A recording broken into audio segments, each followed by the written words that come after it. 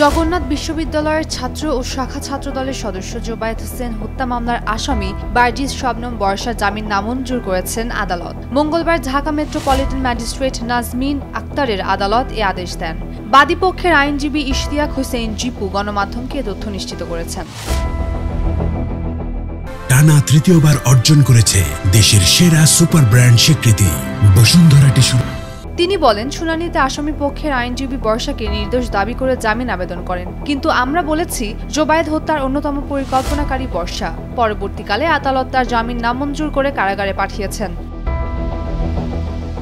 গত 19 অক্টোবর বংশাল থানার নূর box lane এলাকায় টিউশন করাতে গিয়ে খুন হন জগন্নাথ বিশ্ববিদ্যালয়ের শিক্ষার্থী ছাত্রদল নেতা জোবায়েদ হোসেন।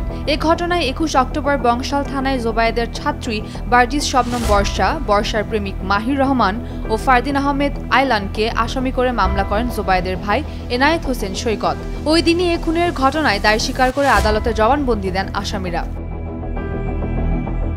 জোবায়েদ হোসেন বিশ্ববিদ্যালয়ের কুমিল্লা জেলা ছাত্র কল্যাণ সংসদের সভাপতি ছিলেন। 1 বছর ধরে তিনি পুরান ঢাকার আরমানিটোলায় বর্ষাকে ফিজিক্স, কেমিস্ট্রি ও বায়োলজি পড়াতেন। গত 19 অক্টোবর বিকাল 4:45 দিকে বর্ষার বাসার 3 তলায় ওঠার সময় সিঁড়িতে খুন হন তিনি।